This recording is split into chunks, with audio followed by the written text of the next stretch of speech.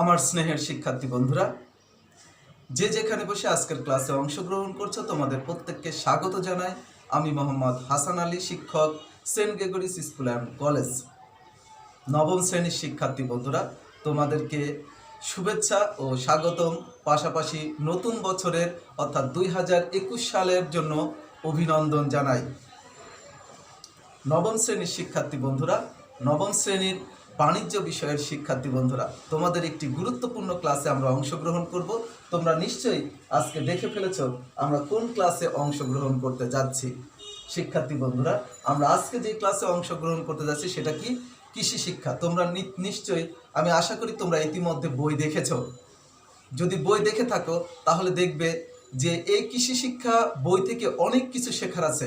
অর্থাৎ একজন শিক্ষার্থী, একজন মানুষ শিক্ষা অর্জনের পরে সে যদি সেলফ ডিপেন্ডেন্ট হতে চায়, সে চাকরি বাকরির পিছনে যদি না দৌড়িয়ে সে যদি সেলফ ডিপেন্ডেন্ট হতে চায়, তাহলে তার জন্য অবশ্যই কৃষি শিক্ষা গুরুত্বপূর্ণ।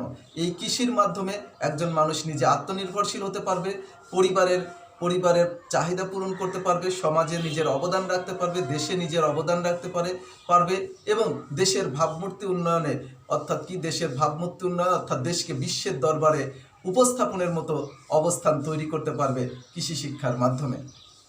অর্থাৎ শিক্ষার্থী বন্ধুরা, তার মানে কৃষি শিক্ষা আমাদের অত্যন্ত গুরুত্বপূর্ণ, যেহেতু আমরা জানি যে আমাদের দেশ অর্থাৎ বাংলাদেশ প্রায় প্রত্যক্ষ পরোক্ষভাবে 80% মানুষ কৃষির উপর নির্ভরশীল। গ্রামে এবং শহরে যেই স্থানে যে শিক্ষার্থী বন্ধুরা দেখছো, অবশ্যই তোমাদের কৃষি শিক্ষা খুব ভালো মতো পড়া উচিত। কারণটা হচ্ছে যে আমরা কৃষি শিক্ষার মাধ্যমে পরবর্তীতে আমরা বিভিন্ন প্রকার উন্নয়নের কাজে জড়িত হতে পারবো। এমনকি এই কৃষি সেক্টর তৈরির মাধ্যমে আমরা চাকরি বাকরির পিছনে না দৌড়িয়ে আমরা নিজেরা চাকরির ক্ষেত্র তৈরি করতে পারবো। তো চলো যাই, প্রথমে আমরা দেখে নিই আমাদের এই কৃষি শিক্ষা বইয়ে কি কি অধ্যায় রয়েছে এবং কতগুলো অধ্যায় নিয়ে আমরা কথা বলবো।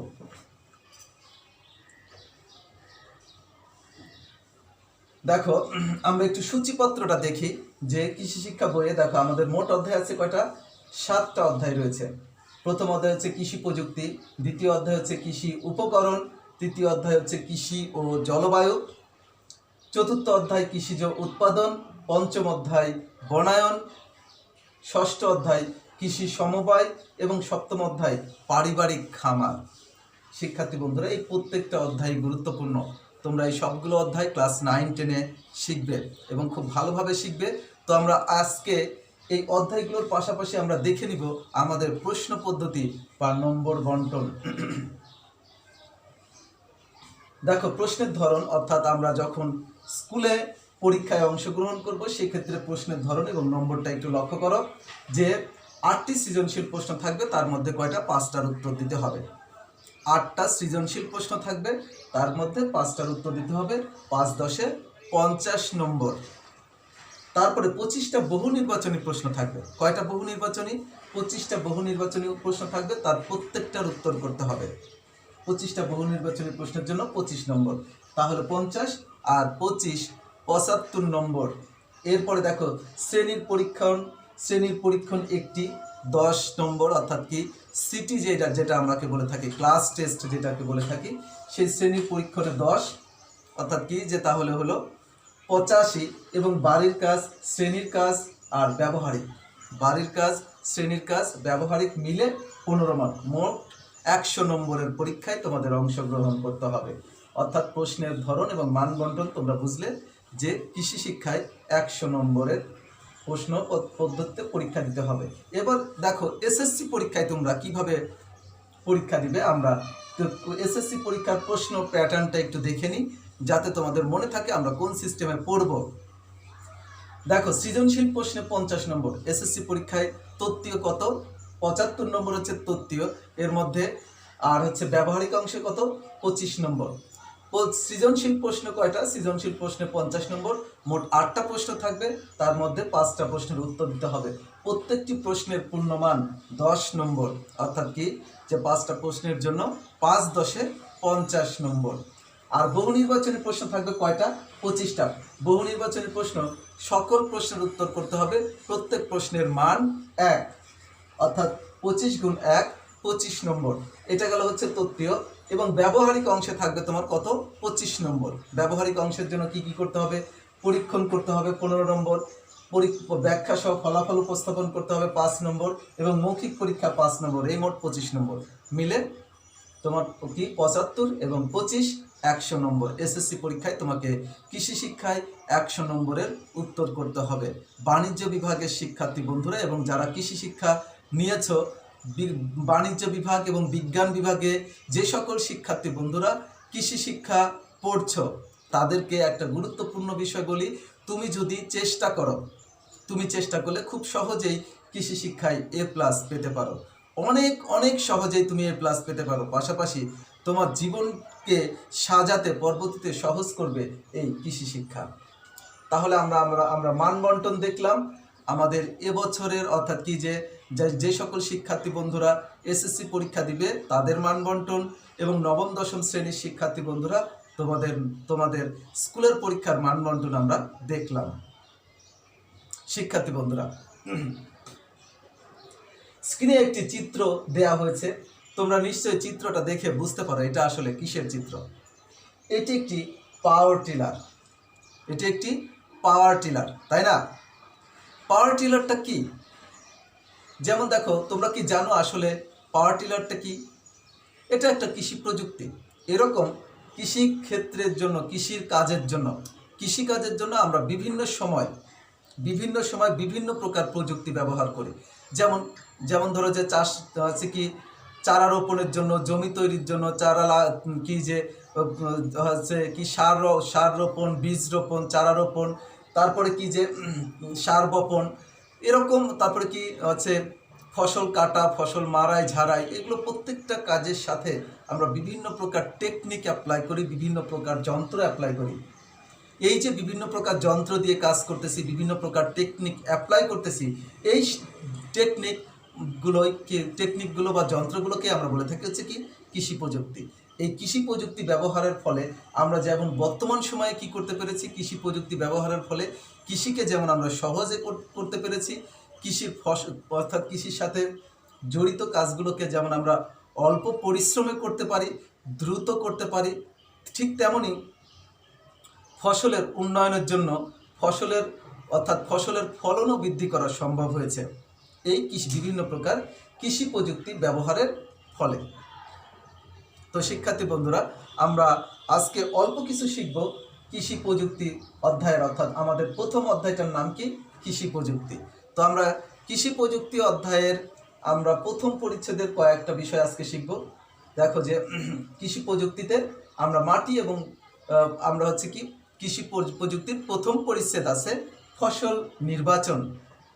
আমরা কোন মাটির জন্য কোন ধরনের ফসল নির্বাচন করতে হয় সেটা কিন্তু বুঝতে হবে। মাটি কেমন হলে কোন ধরনের ফসলগুলো নির্বাচন করতে হবে এটা কিন্তু কৃষির একটা গুরুত্বপূর্ণ বিষয়। সেজন্য দেখো, মাটি ও পরিবেশের বৈশিষ্ট্য অনুযায়ী ফসল নির্বাচন করতে হবে। কিভাবে আমরা তা নির্বাচন করব একটু দেখি। প্রথমত মাটি। দেখো, মাটি ফসল উৎপাদনের অন্যতম মাধ্যম। মাটি ফসল উৎপাদনের গুরুত্বপূর্ণ মাধ্যম। ফসল উৎপাদন মাটির বৈশিষ্ট্যের উপর পুরোপুরি নির্ভরশীল। অর্থাৎ দোআঁশ মাটি, আমরা জানি যে বিভিন্ন প্রকার মাটি আছে, দোআঁশ, পলি, বেলে, এঁটেলে, এরকম বিভিন্ন প্রকার মাটিগুলো রয়েছে। সব মাটিতেই কিন্তু সব প্রকার ফসল জন্মায় না, অর্থাৎ ভিন্ন ভিন্ন প্রকার মাটিতে ভিন্ন ভিন্ন প্রকার ফসল জন্মায়। সেই জন্য ফসল উৎপাদন মাটির বৈশিষ্ট্যের উপর পুরোপুরি নির্ভরশীল। অর্থাৎ তুমি কোন ফসল উৎপাদন করবা সেটা নির্ভর করে মাটির উপর। মাটি হচ্ছে পানি ও পুষ্টির প্রাকৃতিক উৎস। মাটি হচ্ছে কি পানি ও পুষ্টির প্রাকৃতিক উৎস। সব মাটিতে সব ফসল জন্মায় না। যেমন দেখো, ধান গাছ কাদা মাটিতে বা কাদা দোআঁশ মাটি পছন্দ করে। ধান গাছ কাদা মাটি বা কাদা দোআঁশ মাটি পছন্দ করে। অপরদিকে বাদাম, দেখো বাদাম হচ্ছে বেলে বা বেলে দোআঁশ মাটি পছন্দ করে। তাহলে দেখো, এক এক ফসল কিন্তু এক এক ধরনের মাটি পছন্দ করে। তবে বাংলাদেশের মাটি পদ্মা, ব্রহ্মপুত্র, মেঘনা, পলি দ্বারা সৃষ্টি হওয়ার কারণে সব ধরনের ফসলই কম বেশি জন্মায়। অর্থাৎ আমাদের দেশের মাটি এতটাই ভালো যে পদ্মা, মেঘনা, যমুনা এই সকল নদীগুলোর পলি দ্বারা পলি পড়ার কারণে এই মাটিগুলো এমন অবস্থার সৃষ্টি হয়েছে যেন সব প্রকার ফসলই কম বেশি জন্মাতে পারে। বাংলাদেশের অধিকাংশ মাটি নরম, হালকা, ধূলিময় এবং কর্ষণযোগ্য। কর্ষণযোগ্য মানে কি? চাষযোগ্য। অর্থাৎ কি আমাদের মাটি নরম, অর্থাৎ কি বাংলাদেশের অধিকাংশ মাটি নরম, হালকা, ধূলিময় এবং কর্ষণযোগ্য। মাটি বলতে আমরা তাকেই বোঝাই যেখানে ফসল জন্মায়, বন সৃষ্টি হয় আর পশু পাখি বিচরণ করে। তাহলে আমরা মাটি বলতে কি বোঝাচ্ছি? মাটি বলতে আমরা সেটাকেই বোঝাচ্ছি যেখানে ফসল জন্মায়, বন সৃষ্টি হয়, গবাদি পশু বিচরণ করে, এরকম জায়গায় হচ্ছে মাটি। একজন কৃষক যখন মাটি সম্পর্কে জিজ্ঞেস করা হয় তখন তিনি ঝটপট বলে থাকেন, ভূত্বকের গভীরে যতটুকু লাঙলের ফলা পৌঁছায় তা ফসল উৎপাদনের উপযোগী, তাই মাটি। যদি একজন কৃষককে জিজ্ঞেস করা হয় মাটি কি, তাহলে সে ঝটপট উত্তর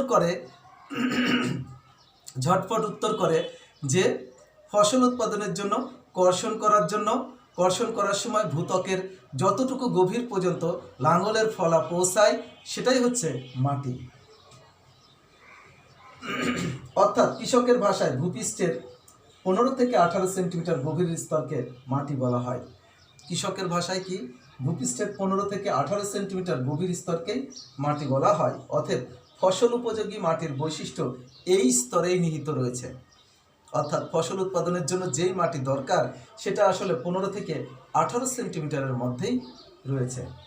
শিক্ষার্থী বন্ধুরা, এবার আমরা দেখব ধান চাষ উপযোগী মাটির বৈশিষ্ট্য। অর্থাৎ ধান চাষের জন্য কেমন মাটির প্রয়োজন আর কেমন মাটিতে সাধারণত ধান চাষ হয় না, আমরা সেই সকল বিষয়গুলো দেখব। দেখো, কঙ্কর ও বেলে মাটি ছাড়া সব মাটিতেই ধান চাষের উপযোগী। অর্থাৎ কঙ্কর মানে পাথর সহ যে সকল মাটিগুলো রয়েছে সেই মাটিগুলো ছাড়া আর বেলে মাটি ছাড়া সব মাটিতেই ধান চাষ করা যায়। তবে এঁটেল দোআঁশ মাটি ধান চাষের জন্য খুব ভালো। এঁটেল দোআঁশ মাটি ধান চাষের জন্য খুবই ভালো। নদ নদীর অববাহিকা বা হাওর বাওর এলাকা যেখানে পলি জমে সেখানে ধান ভালো হয়। অর্থাৎ হাওর বাওরের পাশে নদ নদীর দুই তীরে যেসব জায়গাগুলোতে পলি জমে সেই সব জায়গায় ধান চাষ সবচেয়ে ভালো হয়। 2 নম্বর দেখো, প্রকারভেদে উঁচু, মাঝারি বা নিচু সব ধরনের জমিতেই ধান চাষ করা যায়। প্রকারভেদে উঁচু, তারপরে মাঝারি জমি, নিচু জমি সব ধরনের জমিতেই ধান চাষ করা যায়। যেমন নিচু জমিতে বোরো এবং জলি আমন চাষ করা যায়। নিচু জমিতে বোরো ধান এবং জলি আমন ধান চাষ করা যায়। মাটির অম্লাত্ব থেকে নিরপেক্ষ অবস্থায় ধান চাষের অনুকূল। অর্থাৎ মাটির হালকা মানে অ্যাসিডীয় অবস্থা থেকে নিরপেক্ষ অবস্থা পর্যন্ত ধান চাষ করা যায়। মাটিতে জৈব পদার্থ কম হলে কম্পোস্ট ব্যবহার করে এর মাত্রা বাড়ানো যায়। যদি মাটিতে জৈব পদার্থ কম হয় তাহলে কম্পোস্ট সার ব্যবহার করে এর জৈব পদার্থের পরিমাণ বাড়িয়ে ধান চাষ করা যায়। মাটির nitrogen, phosphorus, potash, zinc, sulphur ইত্যাদি মাত্রা নির্ধারণ করে প্রয়োজনীয় সার ব্যবহার করে মাটির উর্বরতা বৃদ্ধি করা যায়। অর্থাৎ মাটির যদি উর্বরতা কম থাকে তাহলে সেক্ষেত্রে বিভিন্ন প্রকার সার ব্যবহার করা যেতে পারে। যেমন কি নাইট্রোজেনের সার, ফসফরাসের সার, পটাশের সার, জিঙ্কের সার, সালফারের সার, এই সকল সারগুলো ব্যবহার করার মাধ্যমে মাটিকে উর্বর করে আমরা ধান চাষ করতে পারি। তাহলে শিক্ষার্থী বন্ধুরা দেখো, আমরা কোন কোন মাটিতে ধান চাষ করতে পারি এবং যদি পুষ্টির অভাব দেখা যায় তাহলে আমরা কিভাবে সেটা পূরণ করে ধান চাষ করতে পারি সেটা আমরা জানলাম। শিক্ষার্থী বন্ধুরা, আজকের ক্লাসে দেখো আমরা জানতে পেরেছি আমাদের কৃষি শিক্ষা বইয়ে কোন কোন অধ্যায়গুলো রয়েছে। তারপরে হচ্ছে কি যে আমাদের কি প্রশ্নের ধরন এবং মানবন্টন শিখেছি। এসএসসি পরীক্ষার প্রশ্নের ধরন ও মানবন্টন শিখেছি। তারপরে কৃষি প্রযুক্তি অধ্যায়ের মাটি সম্পর্কে জেনেছি। ধান চাষের জন্য কোন মাটি উপযুক্ত সেটা সম্পর্কে আমরা জেনেছি। আজ এ পর্যন্তই। আজকের ক্লাসে যদি কোনো প্রশ্ন থাকে তবে অবশ্যই কমেন্ট বক্সে জানাবে। আমি অবশ্যই পরবর্তী ক্লাসে সেই সকল প্রশ্নগুলো নিয়ে উত্তর করব। আজ এ পর্যন্তই। সবাই ভালো থাকবে, সুস্থ থাকবে। খোদা হাফেজ।